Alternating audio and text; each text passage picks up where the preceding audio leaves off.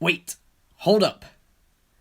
Before we start today, there's an elephant in the room we've got to talk about. I don't know if you're ready, but here we go.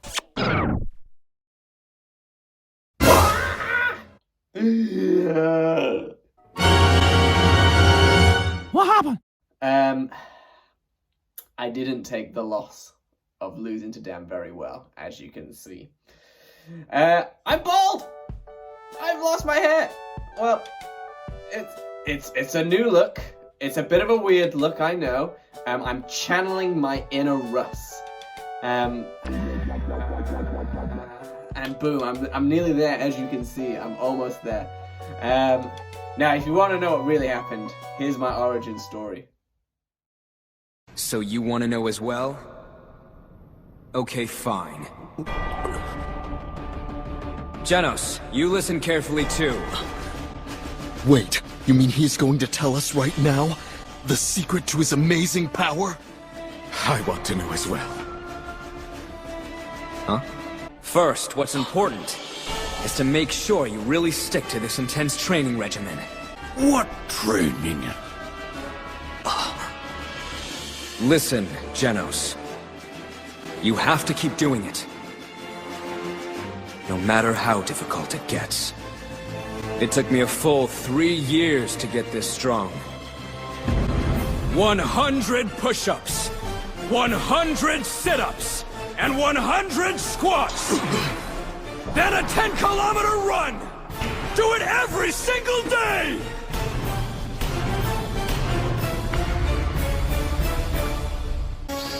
In the beginning, you'll wish you were dead. You might start thinking, what's the harm of taking a day off? But for me, in order to be a strong hero, even if I was spitting blood, I never stopped. I toughed it out and endured the pain. Even when my arms started making weird clicking noises, I kept doing push-ups. A year and a half later, I started to notice a difference. I was bald, and I had become stronger. And that's what really happened.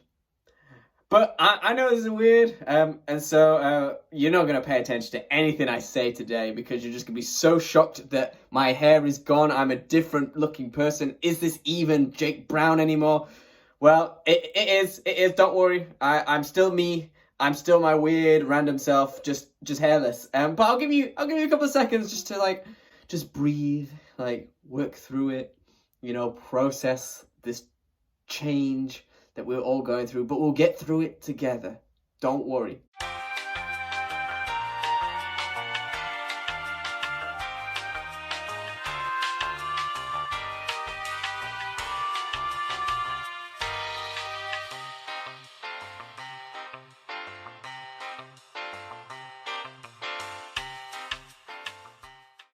Good. Okay. Have we got it out of our system? Have we got used to it yet? Good.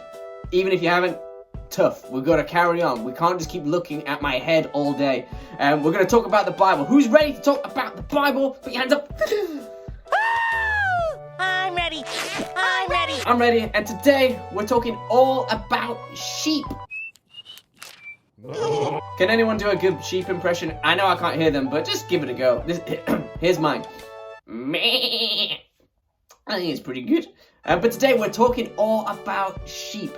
And Jesus, one time, he spoke a story to a bunch of different people, and he told a story all about sheep. And it goes a little bit like this. There was a shepherd who had 100 sheep, but he realized he lost one sheep. And so he decided to go and look for that sheep. You stay here. He scoured the mountains, he scoured the fields, he was trying to look everywhere to find this little sheep. And then when he finds it, he's so joyous, he puts it on his back, and he goes back home and brings him back to the 99.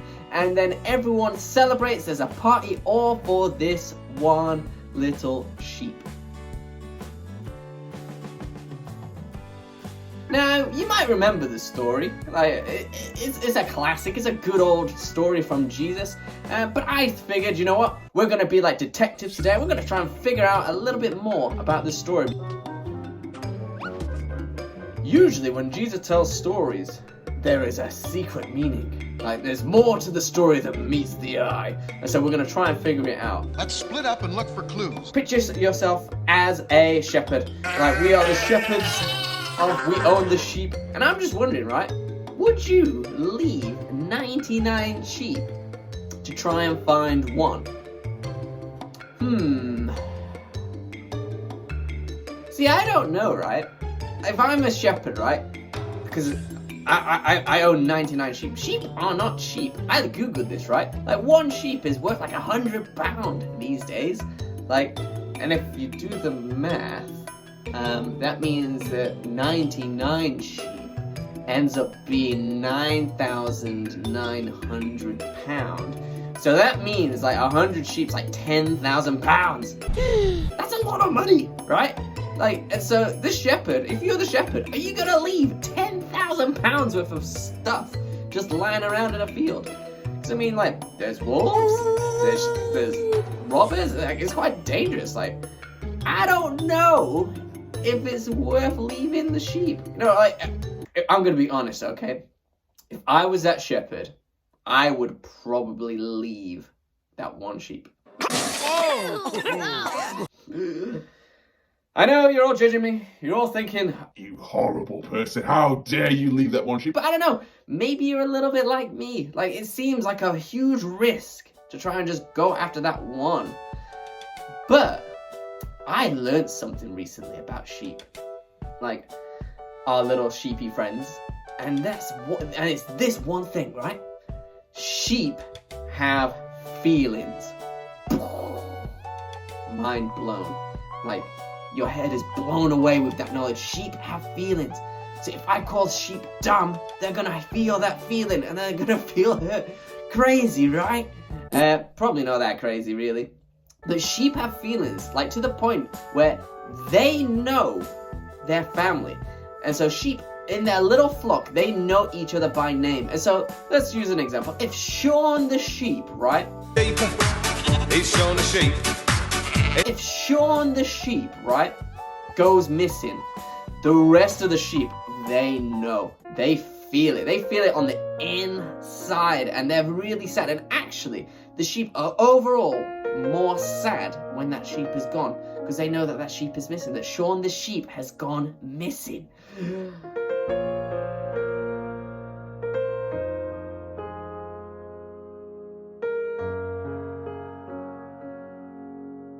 And so actually, when one sheep goes missing, it actually infects the whole 99 sheep. So this shepherd, right, if he leaves that sheep, they gotta go find him. He's gotta, otherwise all the other sheep, they're gonna be sad, they're gonna be moody, they're just not gonna be the same anymore. You see, the sheep care about the whole family. They care about the whole flock. And that got me thinking, you know, maybe we need to be a little bit more like these sheep. Because I don't know if you've noticed, as you can see, for me, it's been a long time since you've seen me, and, well, I've changed a lot since you've last seen me. But I don't remember, what was it, like, March time we got to hang out and, like, do NLK together and do all our fun, silly, wacky stuff? Like, it was a cool, fun time. But actually, I don't see people really anymore. I'm like, I'm in this box, you know? Like, I'm stuck in my own little world, and so for me, it's so easy to just forget about all the other people, about our block, about our NLK family. And so, boys and girls, parents, it's so important that we do not forget the rest of the family. That we don't forget about the ones and the twos that might not be around, that might be missing, because they need us to be just as much as we need them. They are part of our family. Do we care about the missing one? Our wider NLK family. Those people, our friends, those boys and girls we may not have seen in a year. Because it's so easy to get caught up. It's so easy to get distracted and just caught up in our own little bubble of like, oh, homeschooling sucked today. I had to do math. My jam toasty was just not really nice. Oh, my sister, she just called me a name today.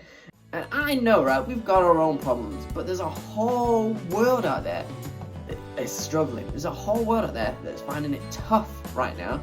It's like, if you're finding homeschooling tough, I can guarantee that there's another boy and girl in NLK that's struggling with homeschooling too.